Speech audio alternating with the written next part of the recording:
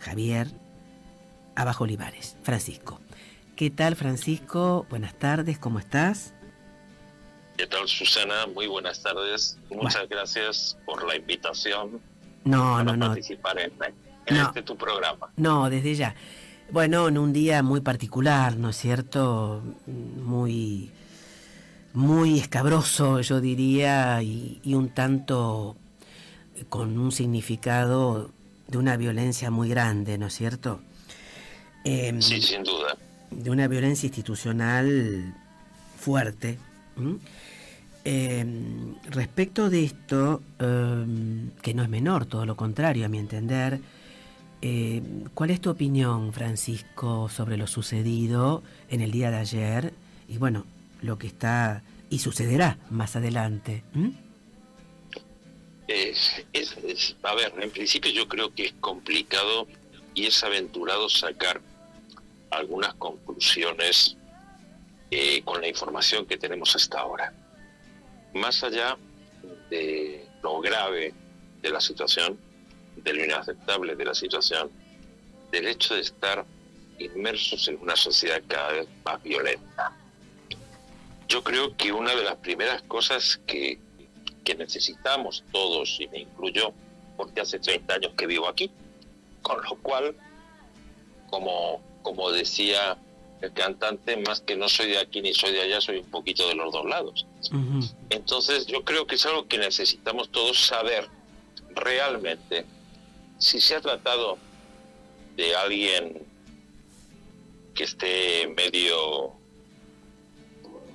fuera de sus cabales, lo que tampoco sería extraño viendo los elementos elegidos, la forma de utilización claramente torpe de un arma de fuego. Nos pone de manifiesto que evidentemente no era un profesional en el uso de armas de fuego. Por un lado, si es un caso de un desequilibrado que le dio por obtener más protagonismo intentando un magnicidio, o si efectivamente hay algún tipo de contubernio detrás, uh-huh, que sería una situación mucho más grave, sin duda, institucionalmente. Más allá de algunas otras cuestiones que creo que hay que plantearse, y es el rol de una custodia de personajes políticos de alto nivel, sean del perfil que sea. Yo creo que hubo una falla grave de los cuerpos de seguridad encargados de la protección de la expresidenta y actual vicepresidenta de la Nación. Creo que es un rol de la suficiente importancia institucional como para, poner los elementos técnicos y humanos necesarios como para protegerlos. Claramente ahí hubo un fallo, no sé de quién, supongo que depurarán responsabilidades en su momento, pero me parece que sí, que es importante para todos saber qué pasó realmente, porque no es lo mismo que se trate de una operación armada, orquestada, sea quien fuere quien esté atrás, que, como te decía, el desvarío de alguien que en un momento determinado quiere tomar protagonismo, como puede pasar, o como pudo pasar, no sé, se me ocurre en este momento con el asesino de John Lennon. Uh-huh. ¿Sí? Alguien que en un momento determinado, sí, bueno, pretende hacerse famoso acabando con la vida de alguien. Uh-huh. Con lo cual, me parece que eso es fundamental a nivel institucional, porque si eso no se aclara bien, una grieta que efectivamente existe y nos hemos dado cuenta todos por cómo se ha abordado este problema. Pareciera que por algunas expresiones que hubo gente que se estaba casi rasgando las vestiduras porque no había tenido éxito, uh-huh, este individuo en su propósito, y otros por el otro lado no plantean ni siquiera la posibilidad de que efectivamente sea un desequilibrado. Uh-huh. Entonces, estamos en una situación muy delicada, porque estamos todos en el mismo barco. Uh-huh. Entonces, creo que es fundamental saber claramente qué pasó, cómo y por qué. Uh-huh. Francisco, con respecto a la violencia que nombraste y que coincido, en Argentina, en nuestros actos, en nuestro accionar cotidiano, ¿no? Diario, ¿considerás que hay un incremento de la violencia? En algunos casos yo te diría que sí. Por un lado, creo que estamos todos mucho más irascibles, mucho menos tolerantes, más nerviosos por todo, más estresados, de eso no cabe ninguna duda. Y el estrés a veces genera esa violencia y la violencia genera estrés. Pero además creo que influye mucho el contexto económico, el contexto laboral. Por ejemplo, y eso el otro día me lo preguntaban, si antes había menos acoso, menos abuso de poder, menos hostigamiento en el trabajo, menos violencia laboral. Yo probablemente sí, pero ¿por qué? Porque entre otros factores, más allá de que todavía era una época donde nos saludábamos con nuestros vecinos, sabíamos quiénes eran, la gente entraba en una empresa para trabajar allí toda la vida y con una estructura o con un concepto del vínculo laboral diferente al que hay hoy. Lo cierto es que si estabas trabajando en un sitio, te empezaban a tratar mal, te marchabas y sabías que había un mercado laboral en el cual podrías llegar a insertar. En la medida en la que el mercado laboral es más reducido, es más difícil conseguir trabajo y los trabajos que conseguimos son peor remunerados, en peores condiciones.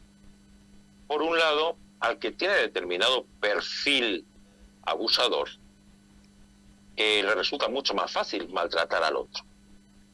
El que tiene un mínimo de delirios de grandeza, le resulta mucho más fácil y atractivo pisotear y pasarle por encima al otro.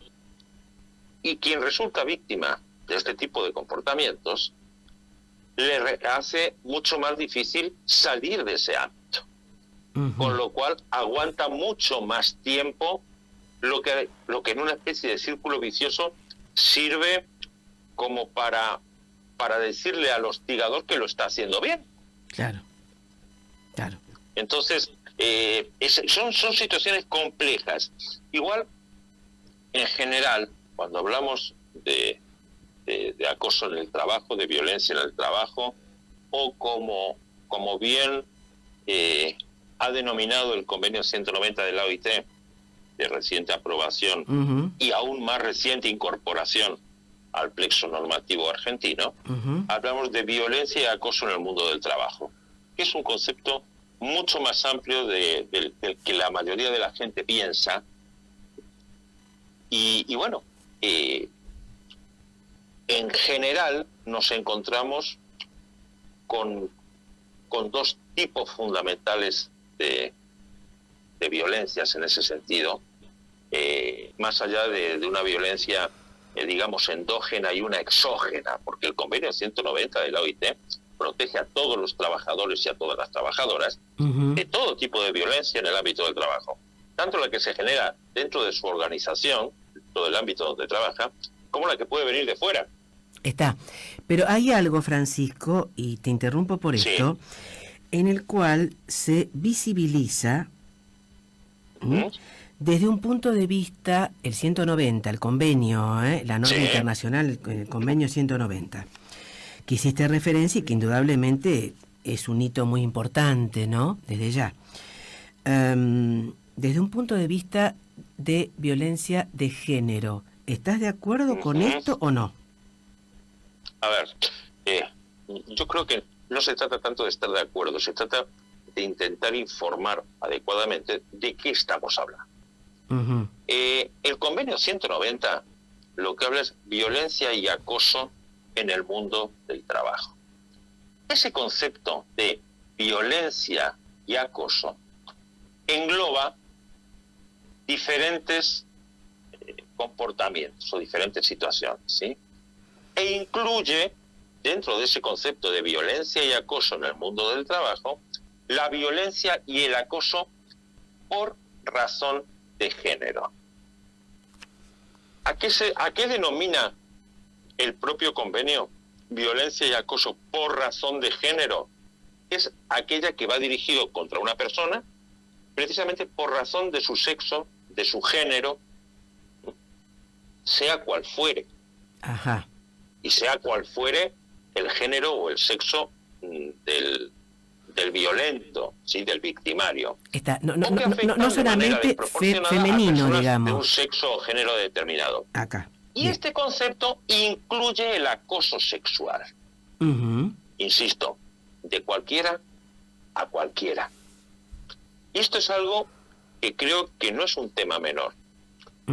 Porque en los avances que se están dando, pareciera que la energía, tal vez, y no sé si en buena hora, porque eso ayudó a visibilizar y a desnaturalizar una serie de violencias, está dirigido prácticamente hacia el acoso sexual que sufren mujeres y colectivos LGTB.